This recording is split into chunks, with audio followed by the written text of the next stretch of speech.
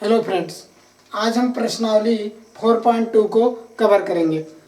देखते हैं पहला क्वेश्चन हमारा क्या है। कह रहा है गुणनखंड विधि से निम्नलिखित द्विघात समीकरण के मूल ज्ञात कीजिए।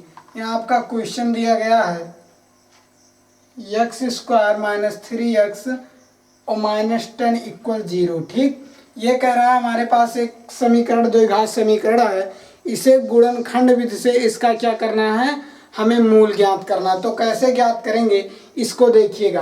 अगर आप ध्यान से देखते हैं तो आपको कभी गुणनखंड करने में दिक्कत नहीं होगी। देखिए इन दोनों संख्याओं का, पहले इन दोनों संख्याओं के मूलों का गुणा कर दीजिए। इसका मूल 1 और इसका 10, 10 × 10। अब इसका हम क्या करेंगे, एलसीएम निकाल लेते हैं। और एलसीएम निकालने पर ऐसा कुछ करना है कि जोड़ने पर हमारा क्या है, 3 आए, और गुणा करेंगे तो ये संख्या 10 ही मिलेगी ही। ठीक, तो हम क्या करेंगे, इसे हमें 3 लाना होगा। तो आप जानते हैं यदि अगर 10 के पहले माइनस हो, मतलब घटाव हो, तो उन दोनों संख्याओं को घटाकर हमें लेकर आना होगा 3। यदि प्लस होगा तो हमें क्या, जोड़ कर लाना होगा। तो हम क्या करते हैं, पहले इसका 10 का एलसीएम निकालते हैं। 2 × 5 = 10 और 5 × 5। अब हमें इस प्रकार इसे एडजस्ट करना होता है कि घटाएं तो कितना है, 3 आए। क्यों घटाना है, क्योंकि यहाँ माइनस है। तो इस संख्या को ऐसी प्रकार से घटाइए कि यहाँ कितना आ जाए, 3।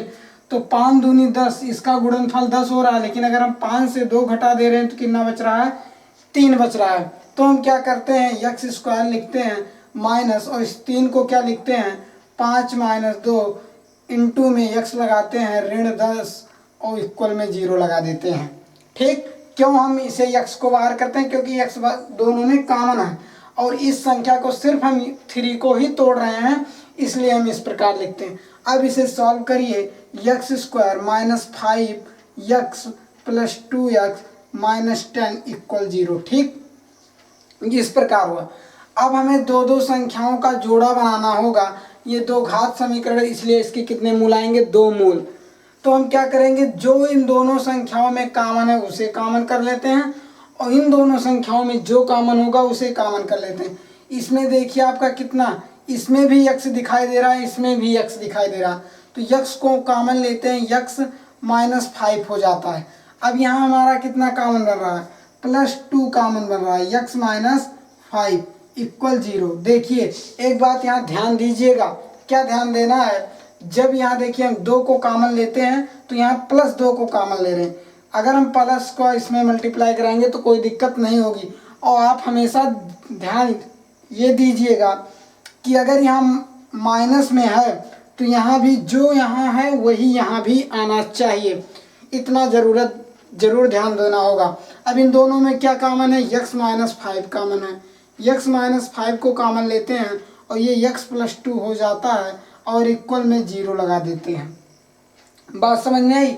अब हम क्या करेंगे, ये दोनों आपका क्या हो गया, देखिए अब ये आपका गुणनखंड हो गया, गुणनखंड विधि से गुणनखंड हो गया। अब हमें मूल जब ज्ञात करना होंगे, लिखेंगे जब x - 5 = 0 व x + 2 = कितना, 0, तो x = +5 व x = -2। क्यों, अगर इधर प्लस तो उधर माइनस, अगर इधर माइनस तो उधर प्लस लिखेंगे। अतः द्विघात समीकरण के मूल 5 व -2 हैं। ठीक, इस प्रकार हमें क्वेश्चन को सॉल्व करना होगा। यहाँ आप हल लिख देंगे। इस प्रकार से आपको सभी क्वेश्चनों को हल करना होगा, स्टेप बाय स्टेप। देखिए मैंने क्या किया, पहले इन दोनों संख्याओं का गुणा कराया, ये 10 आया, 10 का मैंने एलसीएम लिया। एलसीएम निकालने के बाद हमें इस 3 को इस प्रकार एडजस्ट करना होगा कि हमारा 5 - 2 हो जाए, मतलब यहाँ 3 आ जाए, तो आपको समझ में आया। अब चलिए हम दूसरे क्वेश्चन को लेते हैं। जो भी डाउट्स होंगे इसमें आपके अगले क्वेश्चन में क्या हो जाएंगे, क्लियर हो जाएंगे। चलिए ठीक है।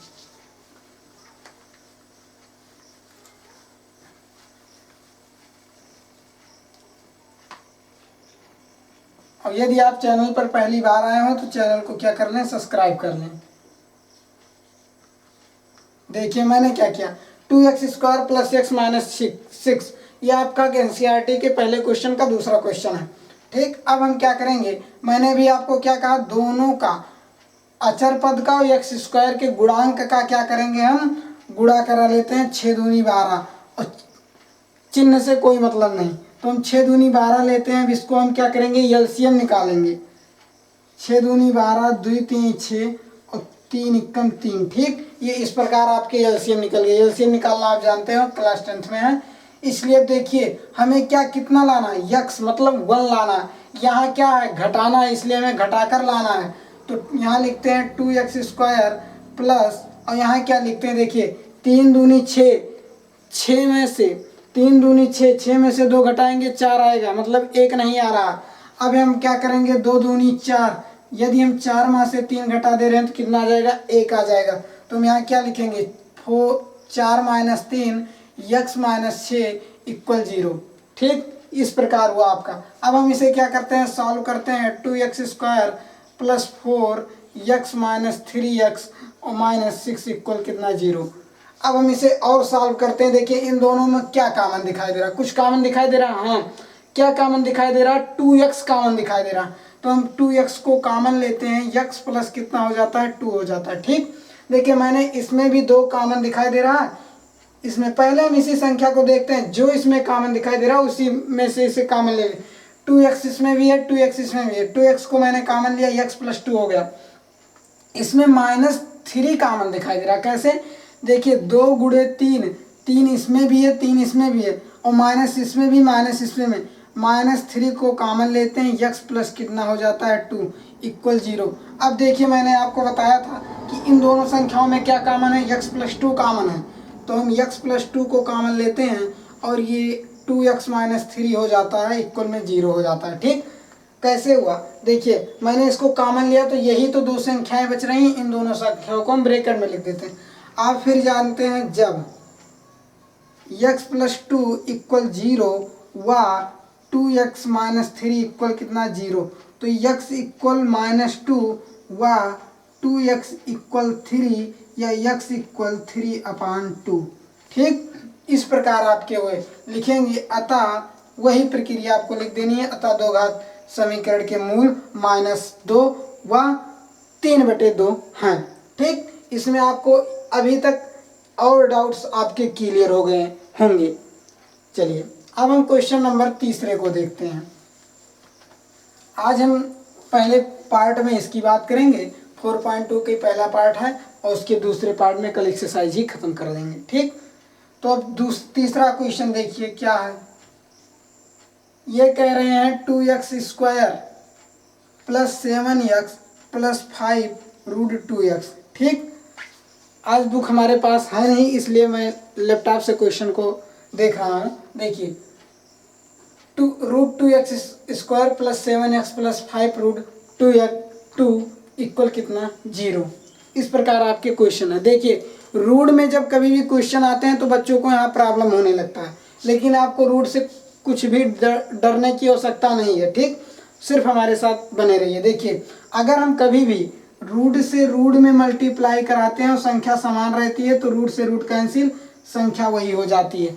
यदि रूट में संख्याएं ना रही और कोई रूट संख्या रहे तो ये हो जाता है 3√3। यदि इस प्रकार आपके क्वेश्चन रहे √3 इंटू √5, तो इन दोनों संख्याओं का रूट के अंतर्गत मल्टीप्लाई हो जाता है, मतलब रूट लगाकर हम इन दोनों संख्याओं का क्या कर देते हैं, गुणा कर देते हैं। ठीक, इस प्रकार आपके हुए। अगर यहाँ 3√3 लिखा हो, 3 ये इस प्रकार हो, तो यह क्या हो जाता है, 3 गुणे 3 बराबर 9 हो जाता है। ठीक, कोई दिक्कत नहीं।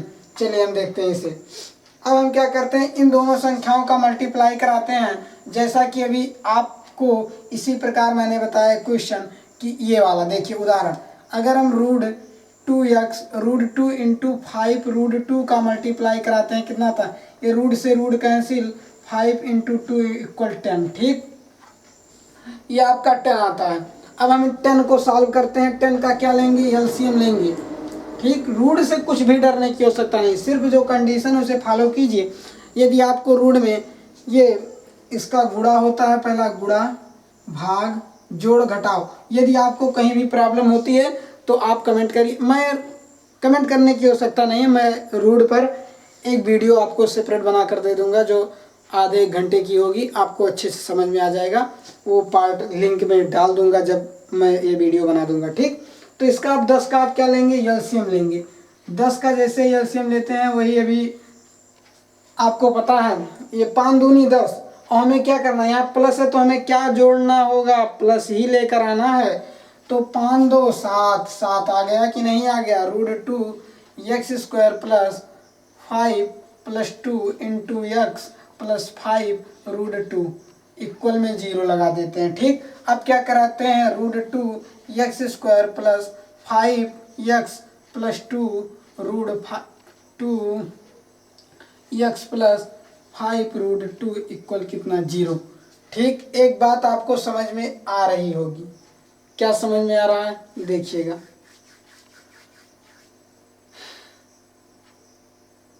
कुछ आप यहाँ से कॉमन ले सकते हैं, कुछ भी आप कॉमन ले सकते हैं कि नहीं ले सकते हैं, ले सकते हैं कि नहीं ले सकते हैं, आप कॉमन ले सकते हैं। क्या ले सकते हैं, यक्स कॉमन ले सकते हैं। क्या ले सकते हैं, यक्स कॉमन। जब आप यक्स कॉमन लेंगे √2 प्लस 5 √2x प्लस 5 होगा कि नहीं होगा। और यहाँ क्या कॉमन ले सकते हैं, अब यही सबसे इम्पोर्टेंट बात यहीं आती है। देखिए आप क्या करें, यहाँ 2 है और यहाँ √2 यहाँ √2 है, तो हम क्या करेंगे, यहाँ देखिए अगर हम √2 इंटू √2 कर दें तो क्या आपका 2 नहीं मिल जाएगा, मिल जाएगा। मतलब इन दोनों संख्याओं में से क्या कॉमन हो रहा है, √2 कॉमन हो रहा है।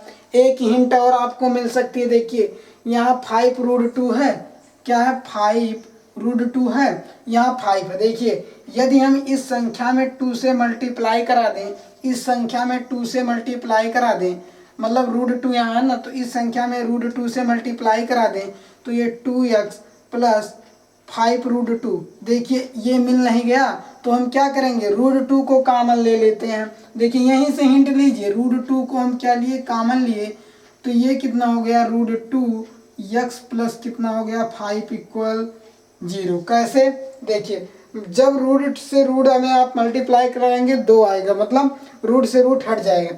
अब हम क्या करेंगे इसे, देखिए ये संख्या आपका क्या है, कॉमन है, तो √2x प्लस 5 और यहाँ क्या कॉमन हो जाता है, x प्लस √2 हो जाता है, इक्वल में 0 लगा देते हैं। और वही रटी रटी लैंग्वेज आपको लिखनी है आगे, जब √2x प्लस 5 इक्वल 0 व x प्लस √2 इक्वल कितना 0, तो आपका मान कितना निकल कर आता है, x इक्वल -5 √2 व x इक्वल √2। आंसर में कुछ अलग भी आ सकता है क्योंकि हम इसमें और भी कुछ कॉमन ले सकते थे। तो अगर यदि ये आपका आया तो भी सही, यदि और दूसरा भी आया तो भी सही। तो ये आपका क्वेश्चन है, बहुत ही सिंपल तरीके से, देखिए कितना लग गया। तो इसमें आपको कुछ भी करने की आवश्यकता नहीं है। चलिए क्वेश्चन नंबर हम अगले की बात करते हैं, ये आपको समझ में आया होगा, ठीक। तो इस पर मैं एक वीडियो बना दूंगा सिर्फ रूट की अगर कोई प्रॉब्लम हो रही तो आप कमेंट कर दीजिएगा, क्योंकि जितने कमेंट उतनी अच्छी वीडियो हो, ठीक। तो आप कमेंट कर दीजिएगा। चलिए हम देखते हैं क्वेश्चन नंबर 4 की। आपको 4 क्वेश्चन में कभी भी, अगर आप 4 क्वेश्चन ध्यान से पढ़ते हैं हमारे साथ, तो आपको कभी भी गुणनखंड में कोई प्रॉब्लम नहीं होने वाली है। 2x² minus x plus 1/8 equal, देखिए कोई भी टीचर खराब नहीं होता, सिर्फ आपको समझने की आवश्यकता है।